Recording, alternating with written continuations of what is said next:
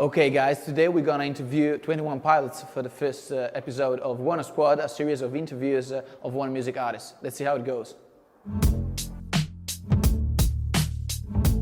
So this is the first interview of a series of episodes called One Squad, where one artist interview other one artists.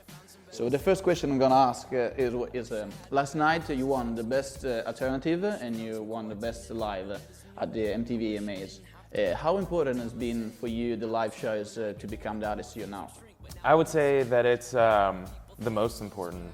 Since we started playing music together, I think that was kind of the only thing we knew how to do is play a live show. Because you can't, when you're first starting as a band, you can't just kind of take your songs into the radio and be like, play this a whole bunch and make it be a hit.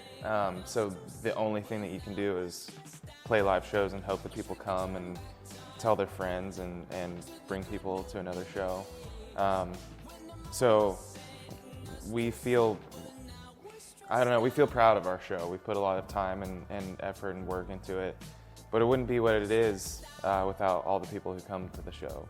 So because it was a fan-voted thing, all those people who come to the show voted us, and that's really cool to us. The second question is, how is your relationship with your fans and what's the craziest thing a fan has done for you guys? Our relationship with our fans is hard to describe, but I guess I would describe it as imperative or vital, because you hear a lot of bands and artists talk about how it wouldn't be possible without them, but for us and our show, it really isn't possible. Like, you put us on stage in front of a bunch of people who don't want to participate or aren't fans of us, the show really does suck. So we realized that the common thread is that when our fans show up, it's special. And that's the most important thing we've learned. And as far as the craziest thing, I don't know. So many crazy things happen, maybe. Yes, there's some odd things that happen for sure, but we don't look down on it, and we try not to throw anyone under the bus, because we've met people that we look up to, and in that moment when you're meeting that person or you're talking to that person, like, you want to explain to them that, hey, I know you really well because what you've created has really helped me, and I feel like I know you. But you don't know me, and so it's just a really awkward interaction to begin with. So we understand it, and we're totally fine with it. The third question is, what is your type of approach to songwriting? Is there something that you do to get the inspiration to write songs? For me, sounds are my inspiration. I know that sounds very straightforward and maybe obvious, but even the slightest sound that you may hear throughout your day, whether it's a particular car driving by or maybe a certain kick drum that you found in your list of different sounds available to you. A lot of times words, the way that a word sounds, and once you start stripping the meaning from that word and you just listen to the word, sometimes that can inspire a song. But then also you kind of have to search for it. And it's easy to sit down and start writing a song when you kind of have that beginning of inspiration to chase. What's hard is when you feel like you need to get something out, but you just don't feel inspired. And that's kind of the struggle that comes with songwriting, which I hold very near and dear to my heart, because that struggle is, it helped me a lot. So it happens all kinds of different ways. So I believe being a duo helps a lot to handle the pressure, bad moments and enjoy the good moments. But I believe working together 24 hours a day can be very stressful. Do you guys ever fight, get into fights? And my other question is, if you could say one good and one bad thing about Josh, and you can say one good and one bad thing about Tyler. I don't think we don't fight that much. It's happened before, but we don't really fight very often. I think a big reason is we've been friends before we were in a band even. So I think like starting out the relationship as friends was crucial for us. Just kind of like as friends. As We're as friends. yeah.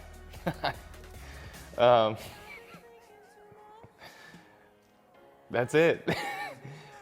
One good thing, one bad Yeah, thing. yeah. Hit me. Come on. Good thing about Tyler. I don't think the good thing was the hit me part, but all right. Hit me. Good thing about Tyler. Hit me with the good thing. He's always making me laugh. There it is. A hilarious There it is, man. dude. That's right. And that humor just gets me going every day. The bad thing is I'm funnier than you, he's a lot funnier than I am. which makes you feel bad. A good thing about Josh is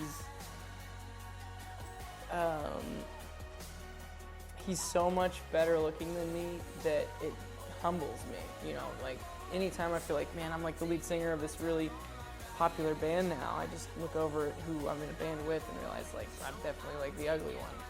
So that's good. The bad thing is I'm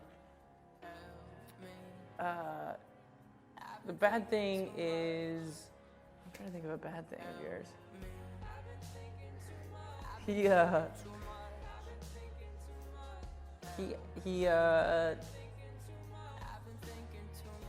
You don't have a bad I don't thing. have one, man. Nah, that's good. I mean, I do have some. It's just I don't know if I want to talk about them.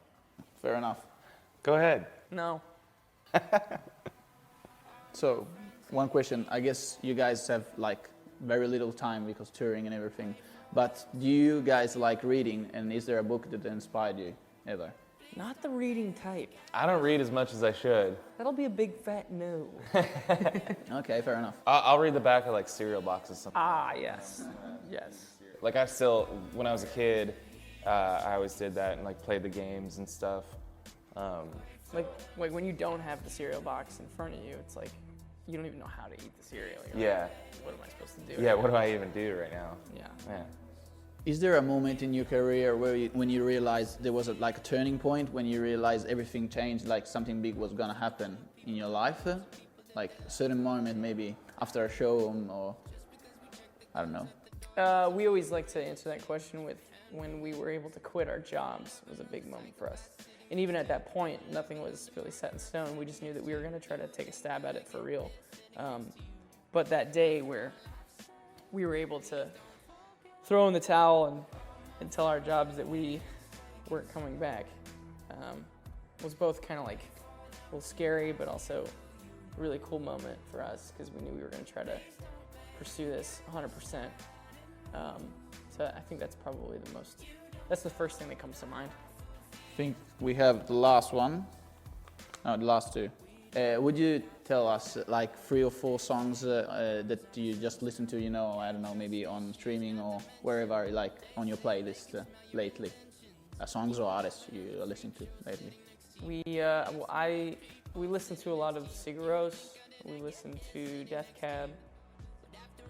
I like a song called Timmy Turner by Designer right now. Completely different than the 2 bands I just mentioned. Are you in a band? Yeah. What's it called? Benji and Fede.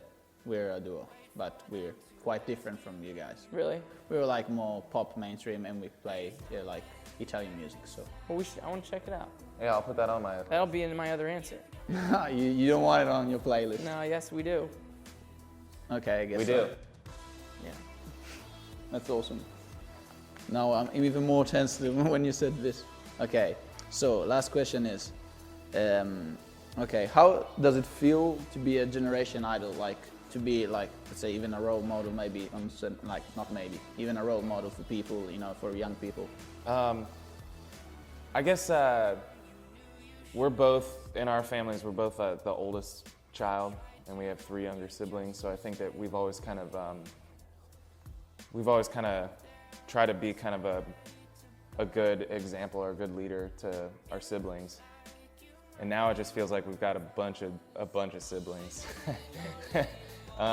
But it's cool. I think that it kind of keeps us accountable a little bit, having, knowing that there are people that watch interviews like this or listen to the things that we say and come to shows and listen to words of songs and pay attention to what we're doing. I think it's important for us as people to stay on top of, who we are as people and try and say the right thing or do the right thing.